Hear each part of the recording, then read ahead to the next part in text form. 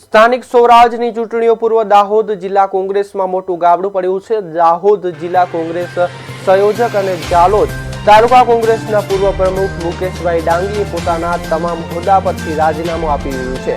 તેઓએ પોતાનું રાજીનામું જિલ્લા મહામંત્રી રામસિંહભાઈ ચરપોટને કોંગ્રેસ કાર્યાલય ખાતે રૂબરૂમાં સોંપ્યું હતું। મુકેશભાઈએ રાજીનામું આપવાનું મુખ્ય કારણ જણાવતા કહ્યું કે આદિવાસી સમાજના હક અને અધિકારીઓની લડાઈ પક્ષમાં રહીને લડવી શક્ય ન હોવાથી તેઓ આ નિર્ણય લઈ રહ્યા છે।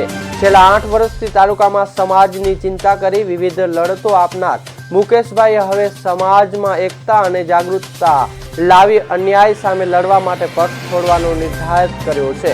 નોંધનીય છે કે તેઓએ કોઈ પણ મન દુઃખ વગર સર્વોચ્ચે આ રાજીનામું આપ્યું હોવાનું જાણવા મળ્યું છે।